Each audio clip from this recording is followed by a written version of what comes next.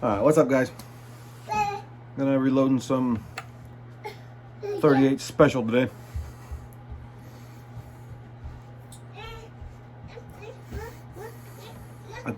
If you watched my last video, you know that I did, in fact, screw one up a couple days ago and had a squid blow because my cases were still wet when I loaded them. So I made sure they're dried out. So I already went and tested 3 rounds to make sure they were gonna work. I think the cases are in my pocket, actually. Yep.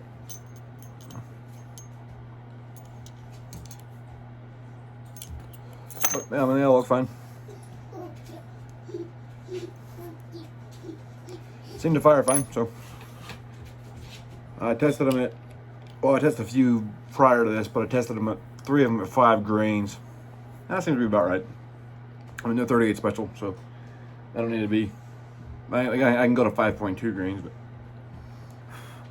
if I wanted a high recoil and high power round, I just use 357. So there's no point in doing them ridiculous. So the scale and powder should be set, but we're gonna check it a few times just to be certain.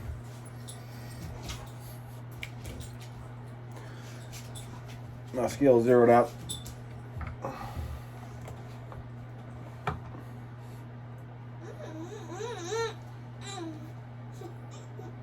So that is 4.9 grains, which I would like to have 5. I mean, I don't have to, but I like being as precise as I can be. I feel like if I start getting sloppy, it's going to be a slippery slope, so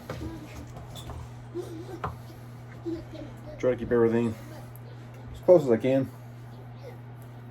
That one's 5.1. This scale is a small scale. The powder thrower is a little finicky. It's been sitting for a while, so I might just need a couple rounds ran through it. And obviously we're a little bit over. We're at 5.1. So adjust it and go back. Still at 5.1. So adjust a little bit more.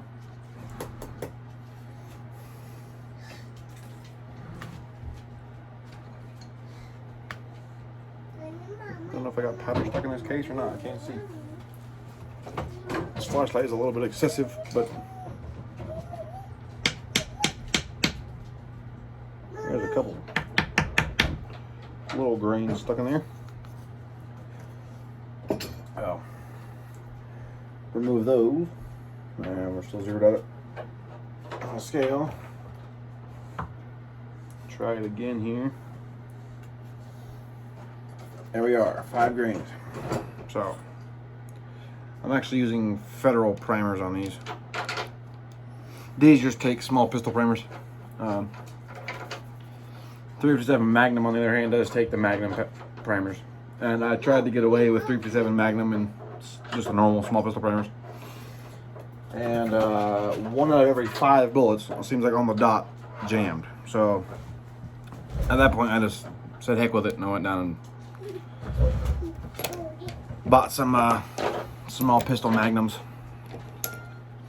I have large pistol magnums on hand because they're loaded with the 50 Action Express cartridge, but I did not, in fact, have any small pistol magnums. So there is a 138 special, completed and done. I'm using, as I use for 9mm, 244 ball powder. This is 244 Wind Clean. This is good for like 9mm, obviously 38. Just the smaller rounds that are in that range. From what I can tell, I've probably shot out about 100 rounds using it. And as I told you guys prior, I just started reloading. I mean, I do have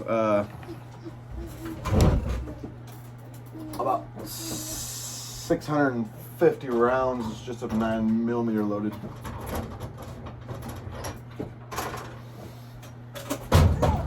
We haven't been shooting recently because I live in Nebraska and it has been chilly and I work a lot. I run a tree care and removal crew So I have quite a few of them anyway. And now my son is trying to steal them all from me here. No, not a toy. That's Daddy's. Yeah. Sorry, saw my ugly mug there. So I've reloaded a lot, but I haven't shot a lot. One time I've been shooting recently is after I get home, I decided I want to reload a new caliber. I will work a load up. So I'll get home and I'll read the book, and it says between just, let's say, 4 and 5 grains. So I do one at 4, one at 4.2, one at 4.4, one at 4.6, one at 4.8, one at 5. I will go shoot them all, and whatever feels the best, that is what I load at. Like 50 Action Express calls for 31 grains. I load them at 30.9. Which I feel like with 50 Action Express, it's a 50 cal, so it needs to have a little bit of balls behind it. And so I do load those almost to max. I don't like going max. I'm starting to do it, so some of it makes me nervous, I guess. So I try to stay away from it if I can. Like 9mm it wouldn't, but 50 Action Express and 31 grains is a lot of powder, so I try to stay away from it.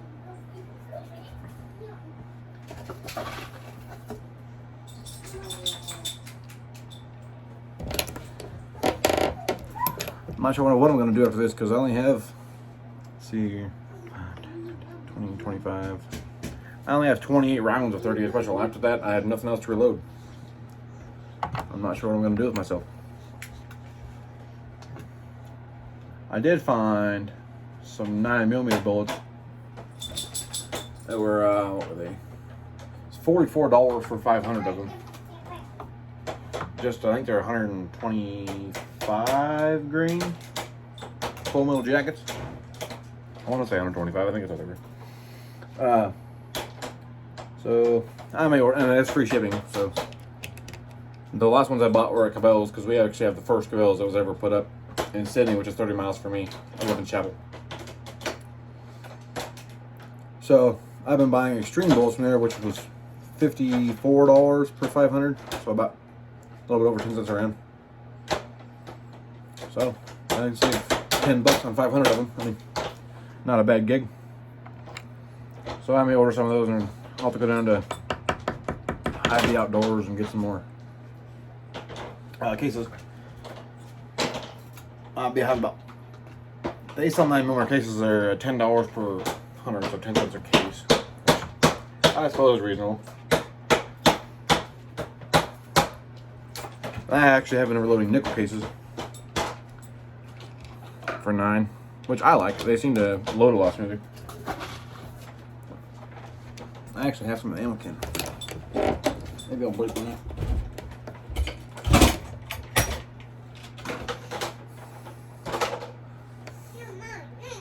There's a nickel case. They seem to be a lot softer. They don't press as hard. Which, I mean, 9mm isn't that big of an issue to press, but they seem to load a lot nicer, so I prefer using those if I can get away with it. And Hy-Vee happened to have enough. I bought 300 of them last time, so I have $30. Not that big of a deal.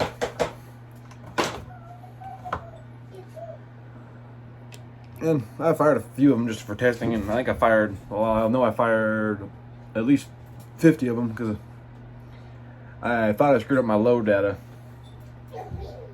And I did. It was a little bit over what I should have been loading for powder. It was a little bit overcharged. And I have a SIG P320.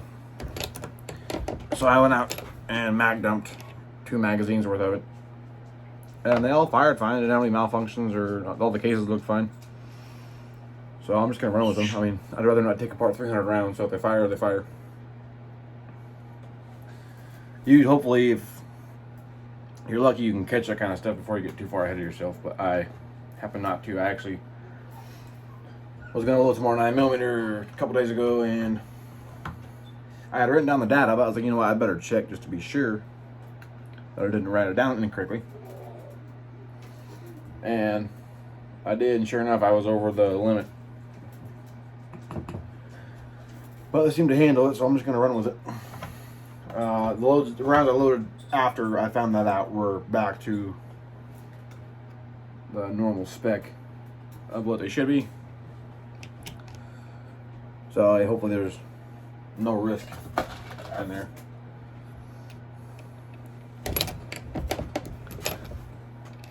I'll be back. I've been thinking about starting an ammo company here shortly. Small scale for now, obviously.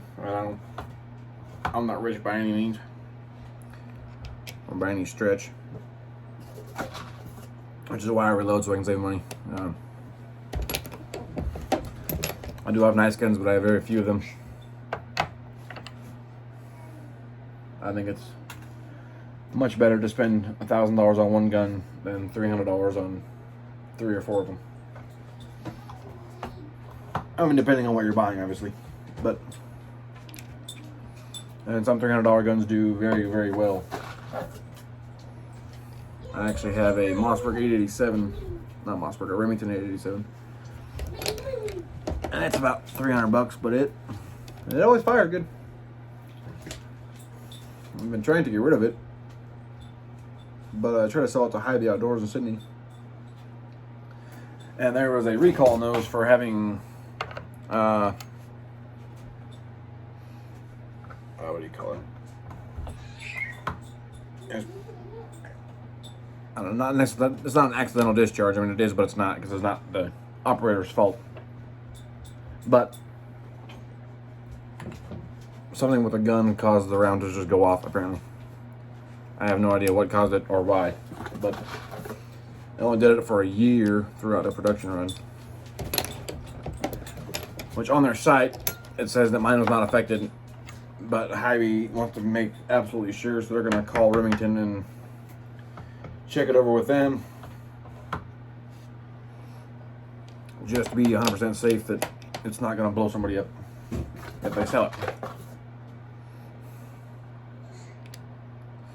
Which I want to sell it. I mean, I don't need it. I would show it to you, but it's actually in my dually right now in the back seat. But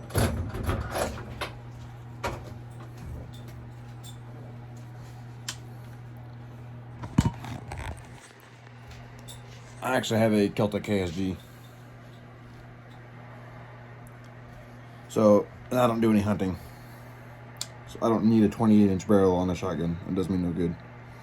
And this is like close to $900, and it always works. There is a slight, so I should make sure this is empty first before I get playing around with it, I suppose. It's clear. So let me just. So this is all the way seated, but there's a little click at the very end. You got to really push. The only problem I've had with it is you really have to rack it when you decide to load around into it. But other than that, it is a really good shotgun. There was a few slight flaws in it. Like when you fire it, if you fire it just the right way, the shells will eject because it's a bullpup and hit you in the wrist. But that doesn't really bother me. I don't go out and shoot 400 rounds at a time out of it. And they do make deflectors for the rounds. And I was going to buy one, I just never did.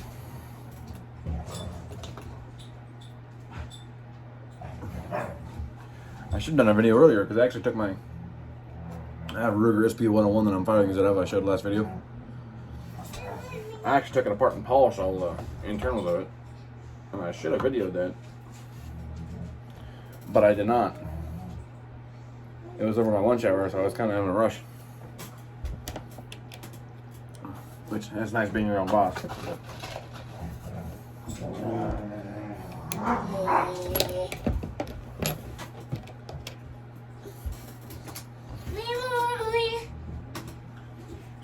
So I'm loading these at 1.467, which the hollow points in the Lyman book are for rated at 1.47, and I think these would be damn close to the same length as those.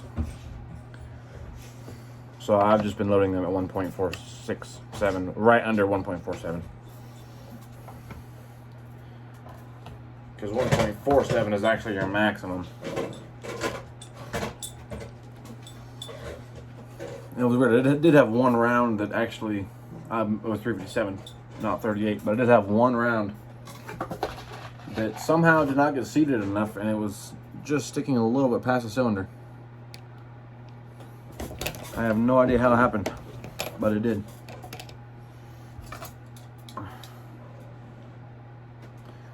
My cousin was actually shooting those, and he ran through, I think he had 4 rounds.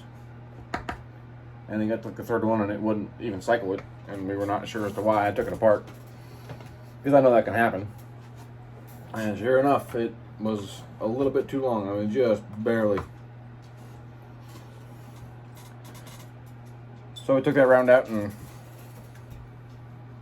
fired the rest of it, and they fired all fine. But I don't know what it is with these cases. If you get powder stuck in them. And you can see me dumping powder out over here. It's just because if it's a little bit off, I will dump it back in the bottle. And that one was it was 0.3 grains off, which these can be loaded between, I think 4.4 and 5.2, somewhere in there. And it was 4.7. I mean, it would have shot fine. I wouldn't have had any issues with it, but I'd rather just load them all the same. That way I know that they are consistent.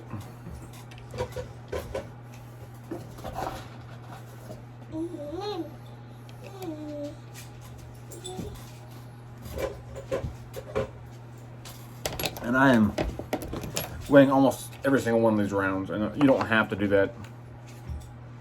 If you're new to reloading, I suggest you do. Just that way you have that much extra reassurance that your stuff is not going to explode in somebody's face. And that way you catch any double charges and mistakes you're probably going to make in your first couple hundred rounds.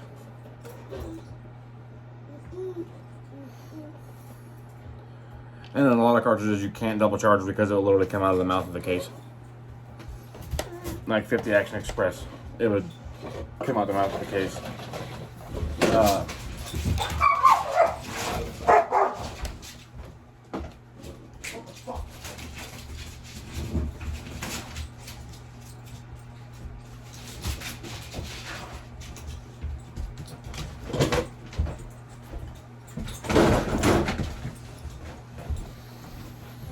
Oh, excuse me, I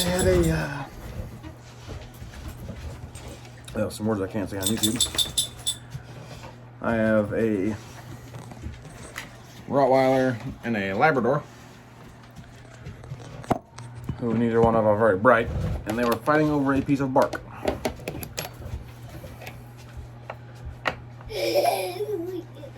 Not like fighting, but yeah, watch out, buddy. You get hit in the face with the press.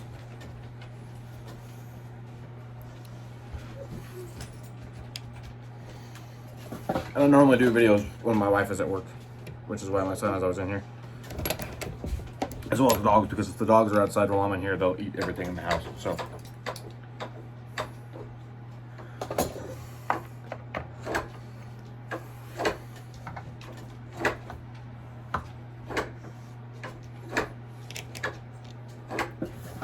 I saw that one video I had 60 views, and I was actually pretty impressed. I don't think I get that many.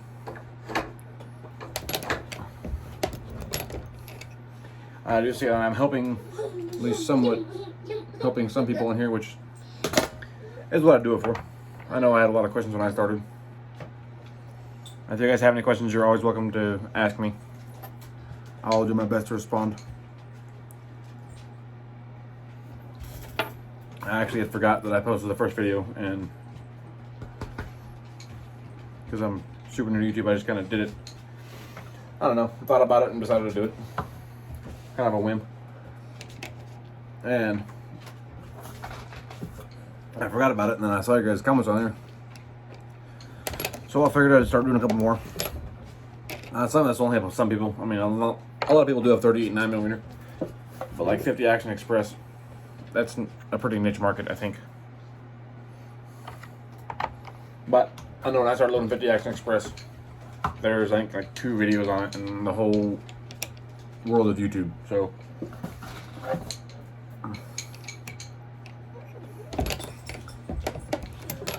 figured I'd do one of those, that way anybody that has questions can go. That video should come up, I would think, at least fairly soon in the feed. They can see that, and I think it's better learning from somebody that is new as well, because a lot of times after you do it with anything for so long, you forget what it was like starting out, and you don't know the questions. You forget the questions you had when you started out.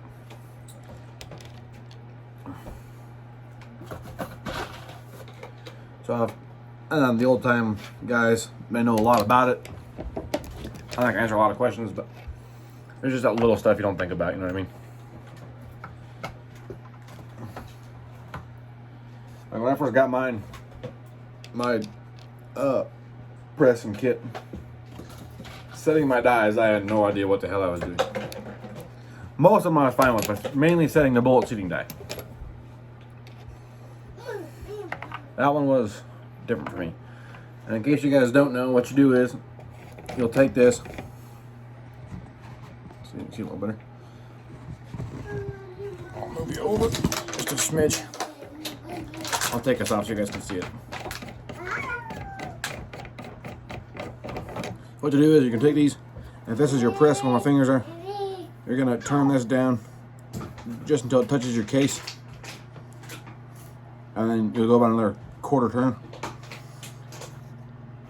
And if you have factory rounds, what you're gonna do is you're gonna take this dial. So after you get this set, take this dial, and you'll turn it down just till you feel pressure, so you can feel it touching the bullet. And then you do one, and you measure it. Make sure it's correct, and that way you at least have a general idea. You can always loosen this up if you want it longer, or tighten it up if you want it shorter. And for any of you that haven't bought dies yet, or think your dies are not good, I recommend the Hornady dies. I bought these not necessarily by mistake, but I just saw the red case and I have a Lee press, so I was going to buy a Lee dies, which at the time I did not know that Hornady and RCBS all fit each other, and if they don't, you can always buy adapters. But Hornady dies will fit right into your Lee press. These dies, these are titanium nitride, so you don't have to lube your cases. These have the locking collar on them, so you just tighten it down. They come with an Allen wrench. You just lock them down. And on the top, where this gasket, as you can see, this is actually a separate. I don't know if I can loosen that thing and tighten it with pliers. I can't see it moving. Okay. That's actually a separate locking nut. You can tighten this down. This locks this into place. So that was no screw around. And when you use the decapping and sizing die, which most of them do, I guess, it will actually make your brass very shiny. Whereas, let's say, Lees, like I have, they do not. And they require a lube. One thing I don't like about these dies is they do not have the caliber marked on them. Nowhere on this does it say 9mm 357, which I suppose if you're more organized is not a problem, but I am not. So I left one of these dies out prior to this, and the 9mm and 357 dies look identical. Like I don't think there's any way to tell them apart really. So then I did not know which one went to what. So I had to figure that out, and that was fun. So I keep them separate. The Lee dies, which I can actually break one out for you.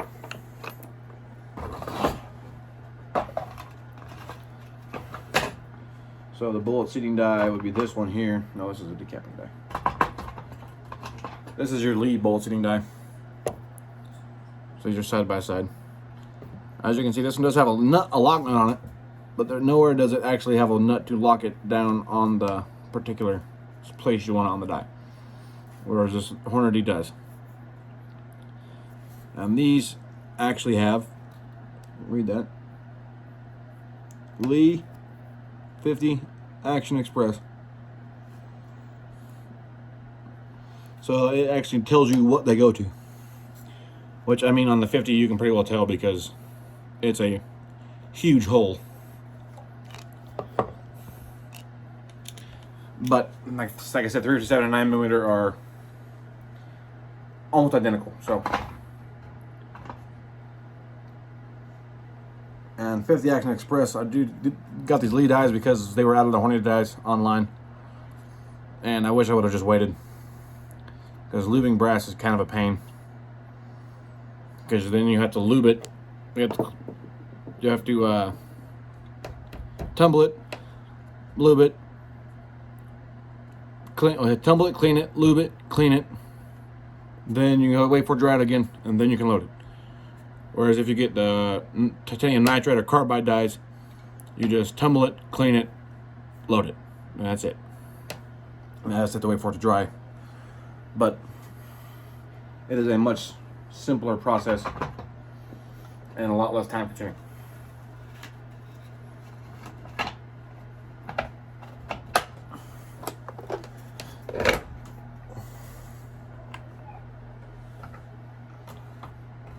Go back to loading some rounds here before I get too sidetracked. I seem to do that all the time.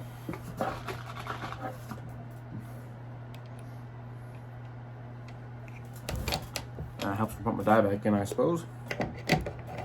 Might do us some good.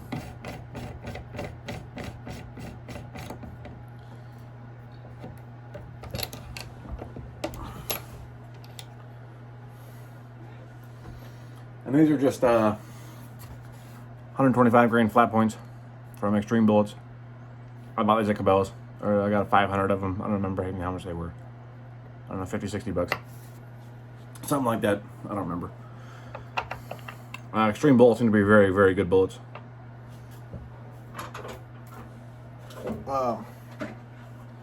This is the 50 Action Express. They just seem like they're very, very good quality, and they're not expensive. I think the 9mm ones I bought 500 of them. They were 11 cents a piece. So they're not bad. These I think were like 25 to 30 cents a piece, somewhere in there. But as it is a 325 grain projectile, so.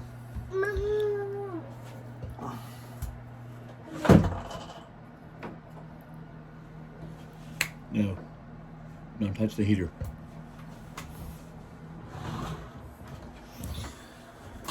Oh, did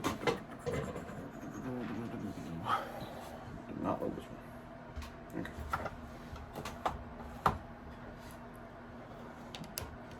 I don't know if you can see it, but my bench is a disaster, as it always is.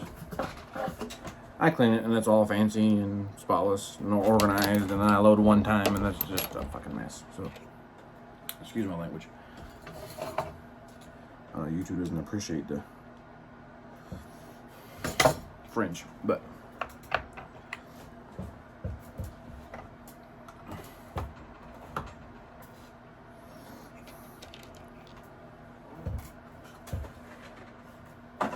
that's the wrong box. 50 Action Express will not fit in a case. All right, guys, down to our last 5 rounds.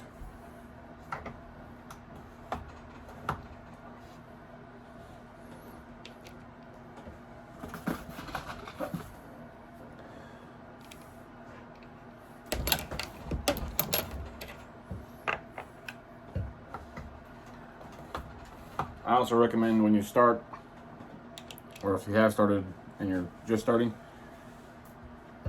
don't watch any, well, not don't watch.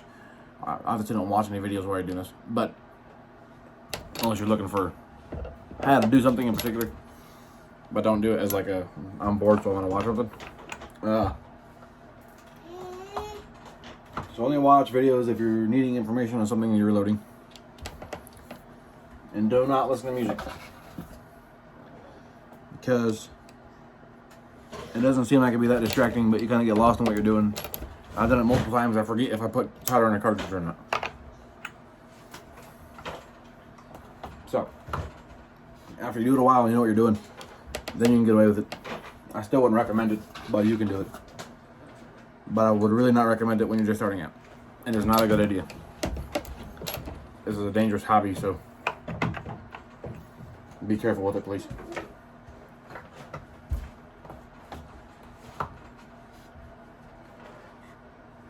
I'm gonna weigh that last one just to be sure that I was still on track.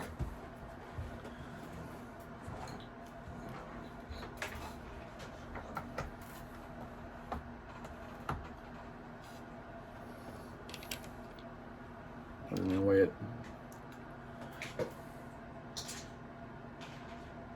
Yep, good to go. Okay.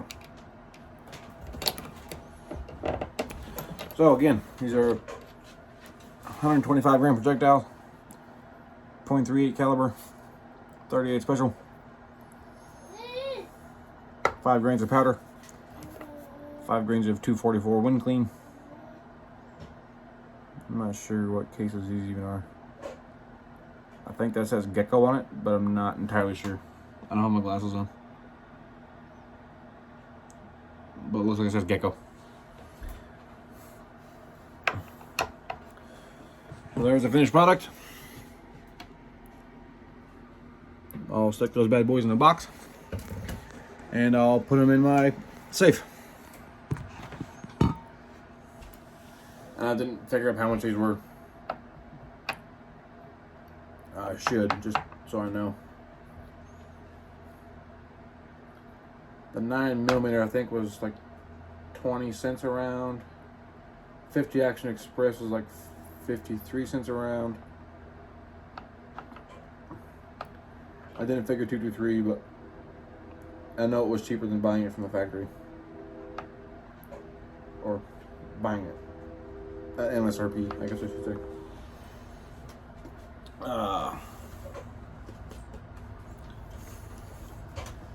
This is actually one I messed up. I'm still new to this, as I said, so I don't know if you can see the crimp on this one, but it's a lot. So I'm not gonna shoot it just because I don't feel like finding out how much crimp is too crimped, but that'll just be a decoration. Also recommend these. This is a case gauge.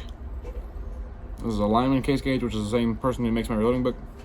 And these save a lot of time screwing around measuring stuff. All you do is you take this, put it in there, fits, okay. And you can take and look at the top of your case. You can't really see it on this camera. I'm just using my iPhone. But if your case sticks out the top, it could use trimmed. So instead of trying to get your calipers out, or micrometer, or whatever you want to call it, you can just slap it on there. Fits. It's below the neck or below the top of the case gauge. It's good to go. And because I am cheap and have not bought a military crimp removal tool, I've just been using this. It came with my kit, and I will literally just take this, and this have primers in them, but I'll just stick it in the primer pocket and just ream it out, and the primers will go in just fine. Nothing bad has happened, so as far as I'm concerned, it's good. I do need to buy a tool because it takes forever, and it does hurt my fingers after about 150 rounds. So I think the tool to do it is actually like $18 or something stupid. So I get one of those, and I recommend you buy one too, because this kit, if you're gonna buy this kit, as I know a couple of you are talking about it in the comments, if you're gonna do 223 or any military round, buy a crimp removal tool. It will save you a lot of time and a lot of finger pain. And also, this kit comes with, let's pull it out.